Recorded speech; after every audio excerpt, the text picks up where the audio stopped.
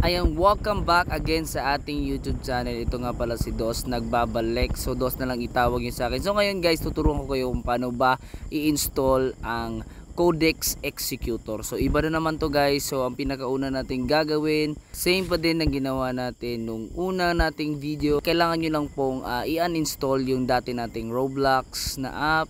Uninstall lang natin yan and then click OK.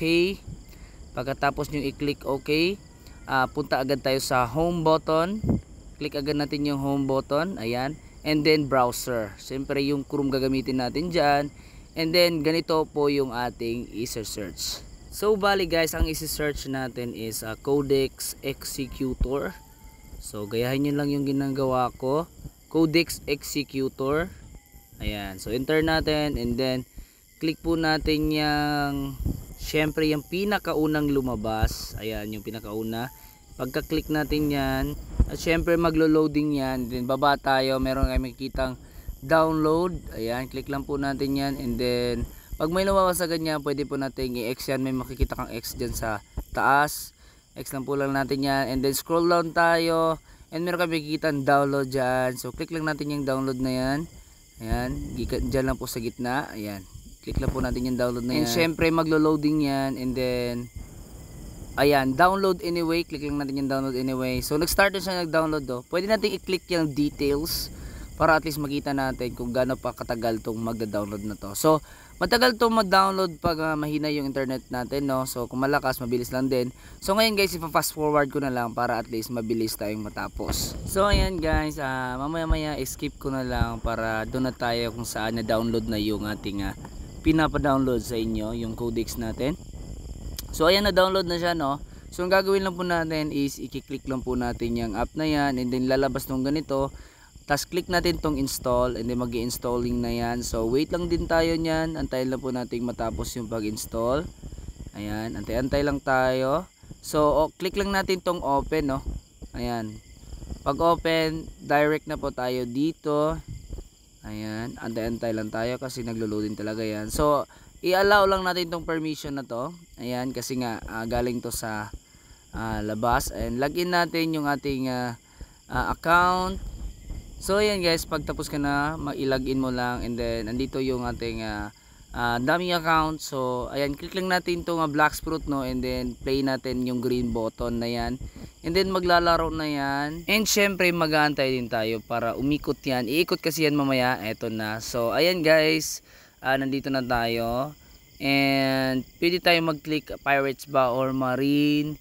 Pero antayin po nating lumabas yung yan, yung Codex Android. Ayan, i-click lang po natin yung copy with oh no. So pag ganito lumabas guys, reconnect mo lang.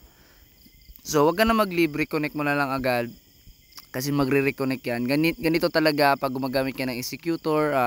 Minsan pag nagkulang yung ating internet, humina, so madi-disconnect siya or hindi tayo makapasok sa server, ganun talaga. So ayan, babalik tayo and then ang gagawin lang natin is i-click lang natin yung copy, ano ba yan, whitelist link. Ayan, pag nag-copy na po natin, pwede tayo mag-home button and then mapupunta na tayo balik sa ating browser and then click po natin itong pinakataas, lagayan ng link. Ayan, i-paste po natin dyan yung kinapin natin and then enter go. So ayan, eto na yung lalabas, ang pinakaunang lalabas. Meron ka makikita dyan, get start. Click lang po natin yung get start na yan. Ayan, so diretso yung nagda-download, huwag niyong pansinin yan, hindi yan yun. So mapupunta ka dito sa article, no? Click nyo lang po yung pinakaunang article. So ayan, syempre meron pa rin ganito, may mga ganitong ads. So ang gagawin mo, bumalik ka lang doon, click lang po natin tong tab. So pag ni-click natin yung tab, piliin lang po natin tong ating browser, no. And then may makikita kang nagda-download dyan, i-cancel mo po yan. So hindi po yun. So pag ganito guys, pwede po kayong mag-scroll down. At pag masyadong matagal naglumabas, pwede nyo pong i-refresh. Pero antay-antay ng konti. Tingnan natin kung matagal siya lumabas. So yun na nga guys, matagal siya lumabas. So i-refresh natin to. Ayan, so refresh lang natin. Sa mga hindi pa marunong mag-refresh, no, i-drag nyo lang po yung screen pababa. So magre-refresh na yan. And then scroll down tayo. Ayan, scroll down tayo. Tapos meron ka makikita dyan na free access. Click po natin yung free access na yan. And then click po natin yung get code Roblox executor. Tapos meron ka makikita ganito, no? Huwag mong i-skip dyan sa baba, yung sa taas na skip ang ipiliin mo. And then mapupunta ka na dito sa pangalawang article, yung kulay maroon pa, hindi pa pink. So click lang natin yan, yung pangalawa. And then mapupunta ka na naman dito and hindi ito yon. So ang gagawin natin, kiklik po natin yung mga tinab natin at babalik tayo doon sa ating site. Yan. Pag lumabas tong ganito, meron ka makikita question mark dyan. So pindutin nyo lang yan. And then pag antay-antay lang tayo, cancel po natin yan or block, balik tayo doon. So ayan, antay lang po natin matapos yung pag-ikot ng question mark. Yan yung kanina yung question mark, ni-click mo.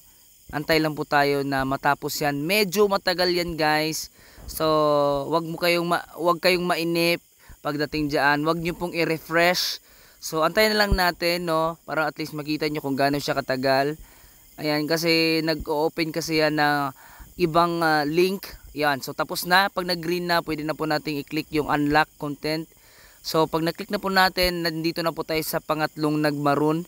So click lang po natin yan and then mapupunta tayo. Same lang guys, mababalik. Minsan babalik sa Shopee. So ang gagawin mo, click lang po yung tab and babalik ka sa browser natin. Cancel mo lang kasi hindi yan yun. Tapos click natin tong question mark. Ayan, same, babalik-balik lang yan guys. And then block. Click po natin yung block, huwag nyo pong i-allow. Ayan, balik tayo doon, tab na naman. Ayan, balik tayo doon. So ayan, antayin natin yan matapos, no? Antayin lang natin yan matapos. Medyo matagal talaga yan guys. Huwag nyong i-refresh. Antayin nyo lang. So antayin nyo lang guys. Dito tayo pinaka-tricky part. And ayan. So antayin lang tayo. Habang yung karakter ko nagsiswimming. 'Di ba? Antayin lang natin yang matapos yan. Ayan. So nag-green na. So click natin tong unlock content. So pag ni-click na natin yan, ayan na. So kompleto na. So complete na siya. So meron siyang sinasabi dyan. So ang sabi niya dyan is pwede nang hindi ka na mag-gay kasi okay na yung cellphone mo. So pumunta ka na sa game mo. So ayan. And then click po natin yung green button para maglaro na yung Roblox natin. So antay-antay lang tayo. Iikot yan mamaya. Yan, para at least kitang-kita natin, no? So ayan, pag umikot na siya, ganito na mangyayari. And syempre yung next na gagawin natin is maglalagay tayo ng script. So script naman tayo dito sa editor na yan. Click po natin yung editor. Bali dyan po natin ilalagay yung script dyan sa editor. So maglalagay ako ng link sa script, no, at dito nyo po i-paste sa hello world na yan na nakalagay. So ayan guys, ito yung link na yon. And then gawin nyo lang yung ginagawa ko. Scroll down kayo. And then i-copy nyo po. Meron pong copy button dyan. Ayan, nakikita nyo, na-copied na siya. So babalik tayo dun sa game natin. So ayan, same pa rin. Click po natin yung tab button natin. And babalik tayo dito. Click po natin yung reconnect. Kasi umalisan tayo kanina sa ating laro, no. So ayan. And then magre-reconnecting na yan. So dahil na-copy na natin yung script natin, syempre lalabas na yung ating codex yan. And editor, click lang po natin yung editor. Ayan. And then i-delete po natin itong hello world. So makikita nyo pag wala na talaga yan. So pwede nyo nang i-paste yung kinapi natin doon sa ilalagay ko na script dito sa baba ng description. And then pwede natin i-click yung pink na send button na yan. And then lalabas na itong red subs. And then ang gagawin lang po natin is i-click lang po natin yung editor ulit. And then i-click natin yung screen para mawala yung codex. Pero nagpo-floating lang yan. So pwede na tayong mag-farm, no. Ito yung reds na the best for farming, no. So try natin para at least makita nyo. Ayan. So pwede nyo pong i-click yung merong wings dyan na red. Kung gusto nyo palitan yung yung script. Bali ang gamit ko dito is naka-fruit kasi to, kaya hindi nyo nakikita na sumusuntok siya. So kahit sumusuntok siya, malit lang din yung damage niya kasi nga naka-fruit tong dummy account ko. So ayan, marami kayong magagawa sa Red Sub. And then enjoy lang po natin yung paglalaro ng Roblox. Bawal po ma-stress. Ayan guys, so maraming salamat sa panonood, no. Kung hindi ka pa nakapag-subscribe, please do subscribe kasi marami pa ako ipapakita sa inyo. Akala nyo ito lang yon, marami pa. So pag hindi gumana yung ibang executor, syempre trabaho ko nang ipakita sa inyo, ipakilala ang mga bagong executor na gagana. So tutorial pa rin, syempre clear as crystal yung tutorial natin. So ganoon tayo ka magaling mag tutorial kasi hindi ko hinahayaang ma-miss out nyo ang step by step. So ayan guys, tignan nyo lang talaga yung script, yung description natin sa baba para at least makita nyo yung website and yung ating script. Ayan, see you sa next video natin. Let's go!